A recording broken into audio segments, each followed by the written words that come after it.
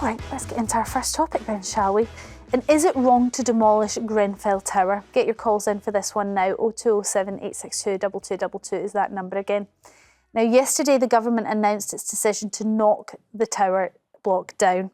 It's been 7 years since the fire, which claimed 72 lives back in 2017. And last night, victims, families and survivors were given the news that what remains of the tower block will now be demolished. Campaigners seem shocked by the decision and criticised it for what they called a lack of consultation. So is knocking it down a mistake, or does it make sense? Lynn, how do you feel about it? Well, how can it make sense when Angela Rayner couldn't actually give a reason as to why it's being knocked down? And if the victims and their families said we weren't included in the conversation, I think that's wrong. They should have been included. OK, so you don't want it to be knocked down then? You think it should remain as it is?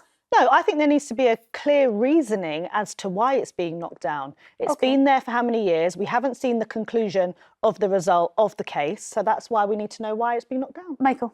I mean, I think ultimately it should be knocked down and it should be replaced by some kind of memorial, maybe a park that people can sit and grieve. Obviously, the people who in that community have been through hell, they've been failed by governments multiple times. And so you wouldn't want to compound that trauma. So I suppose consultation is very important. There's a claim from one group, I know, that they weren't properly consulted.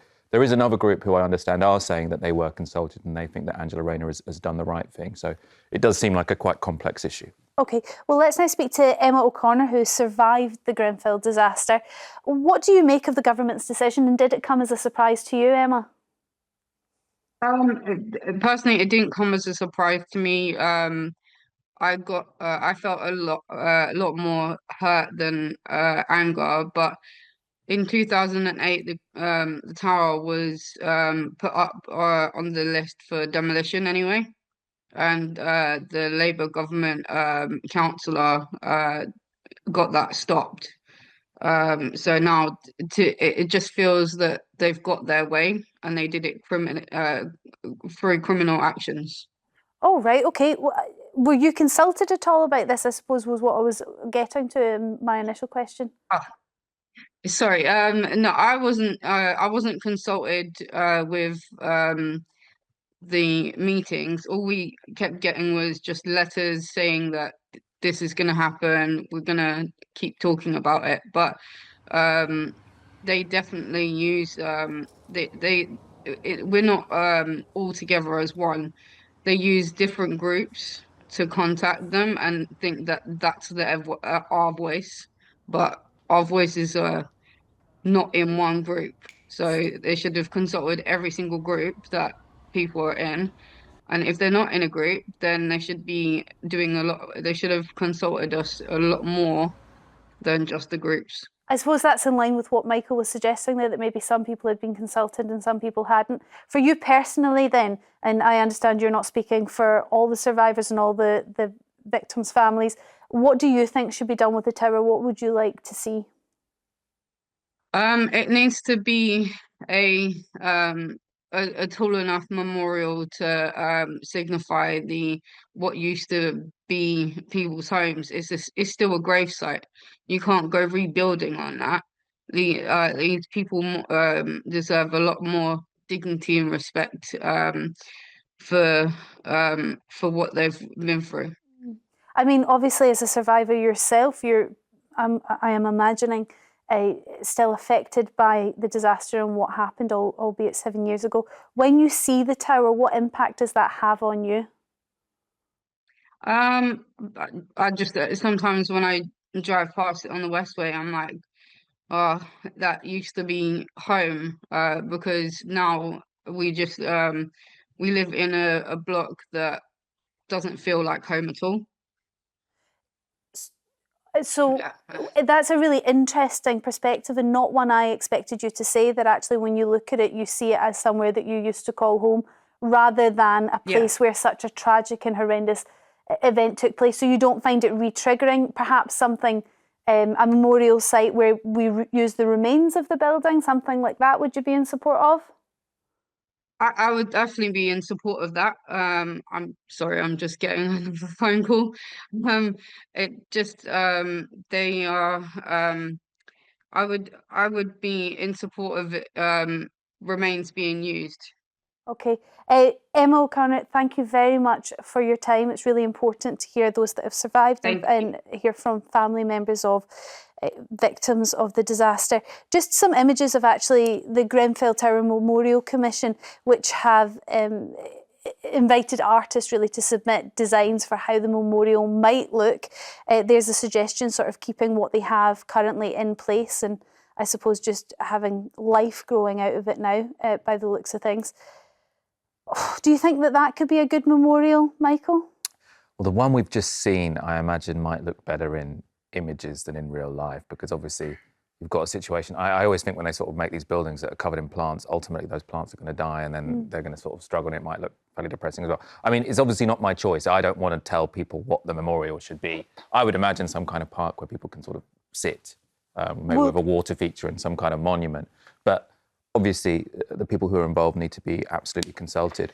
I was reading an article this morning, I think in the Financial Times, which was suggesting some people felt that the endless consultations were themselves somewhat re-traumatizing. So it made sense for the government to say, look, we're making a decision, we need to move on and go towards the phase where we build a new memorial as opposed to still having the tower up. It's also costing them a lot of money to keep the tower up, I think, because it's, there's obviously lots of health and safety risks that come with a half burnt out building still being standing. I mean, ultimately, I think the best way to memorialise, the people who died in the tragedy of Grenfell is to invest in very high quality social housing, right? Because the problem was that you had a class of people who were being ignored by the state, being ignored by businesses who were selling dodgy, flammable cladding, essentially. And so I think the real way to memorialise those people is to properly learn the lessons as a society as to what happened. But what Emma doesn't want is anybody living on that site again, because as she says, it is a graveyard. That's how she sees it. What do you think to that, Lynn? I do disagree with that, for the simple fact that we have a housing crisis, and what I don't want to see is it being built into private entities where people make loads of money, or it's privately owned property. I think it needs to be rebuilt. Not yet, though. I think we need to see what happens to the case, the consultation, if anyone's held liable. And I think this is so, it's rushed through, this idea of demolition, because the anniversary is in June. I think it's very insensitive for this to happen just before the 8th anniversary.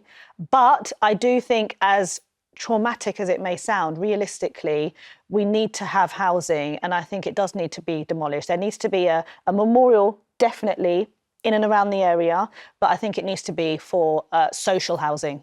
Okay. Trevor from East Sussex, you're on the line now. What do you think about the Grenfell Tower? Do you ever pass it? I mean, you're in Sussex, so perhaps not very often. Good morning, Storm, and good morning, panel. No, I think I've passed it once or twice on the train.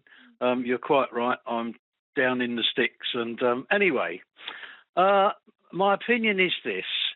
As I'm retired now, but as an engineer in a past life, I understand the problems that structures go through when they're affected by various high temperature ranges, like fire, as that was. And I think it's an unsafe structure, and it's a disaster, another disaster, waiting to happen. I believe it should be dismantled, and certainly a memorial in its place, a small park or something, or something like that to reflect life. But I don't believe it should be put to housing, because it would be very immoral, I believe. Even though we've got a housing crisis? Yes, but we've also got lots of land. A social housing crisis? We do indeed, yes. But we also have a lot of land that's available in one form or another, where housing could be erected for social housing and affordable housing. I believe it was one of the most tragic things ever to happen, and I think it should go down in history as a reflection of what can happen with, let's say, corrupt building practices. Well, and that sort of goes to Michael's point, is actually the best way to remember those victims and to remember the disaster, make sure it doesn't happen again, is to correct all those things that went wrong. But Trevor, going back to the safety element of it, I believe engineers have said that as it stands at the moment, they have made it as safe as possible. And the government said that they were not going to take this down until after the 8th anniversary. So we've got, what, 6 months away from that. Do you think maybe the government could have just waited that 6 months? And also, if there are some survivors and there are some of the victims' families that feel that they haven't been consulted, should that not be sorted out first before they start tearing it down? I mean, we just heard from Emma there, when she passes it, she sees that as somewhere she used to call home, which she doesn't have now. I believe that the residents, or God bless them, their families, should have been consulted and should be consulted, and nothing should be put into action, shall we say, until after the 8th anniversary. That's not really an appropriate word, is it? But well, it is an anniversary. It's just not, I suppose, a celebration. It's a memorial. No, Trevor, thank you very much for your call. Lynn, the problem that the government may have with consulting, because I think everybody's in agreement, we would like to see those affected the most by Grenfell and the disaster that happened be spoken to about what they would like to see happen, when they would like to see that happen. But they're not going to agree. Yeah, and that's why. So how do you bring that together? That's why I don't necessarily agree with the idea of a consultation, because they're never going to agree. We just heard the former one of the people that lived there say that, you know, this is from different groups. Some people were absolutely fine with the demolition, some people weren't. And yes, I believe that it was extremely insensitive to not involve everyone. I think it's insensitive to have it demolished prior to the anniversary. But again, it should be more of a for your information, or what's the best way to go about it. However, this is our decision. Okay. Sandra from Devon, what's your thoughts on it? Well, I have every sympathy with what happened in Grenfell and the families affected. But let's get this into perspective. If every single building, etc., that was demolished during the Second World War were regarded as someone's grave, and roughly these are figures I've got from reliable sources, over 16,688 civilians were killed in London. Yes, let them have their memorial, but let's get this into perspective. Okay, Sandra, I do absolutely appreciate what you're saying there. There are plenty of memorials dedicated to the wars and those victims across the city and across the country, in fact, both here and abroad, I'm thinking victims. But Grenfell was slightly different, wasn't it? Grenfell was maybe a symbol for people of a lack of empathy and a lack of a council's ability to look after their constituents. And maybe that's something that we really need to remember and not allow to happen in modern times, Sandra. Maybe there was something different about Grenfell. It wasn't another country attacking us. It was us not looking after our own. But who looked after our own apart? Sorry, Sandra? I'm saying I know things were a lot different. And I've been here, first of all, in London and now down in the West Country. But we can't, it's just got to be, life has got to be looked in perspective. And as I've said, every sympathy with them. Every sympathy with 72 people died because a council didn't put the appropriate cladding on a building. That is an absolute abhorrent disaster. That is just not what you expect in today's society. And I suppose it's a reminder that everybody needs to take their part and everybody needs to be responsible to look after those that live around us. But no,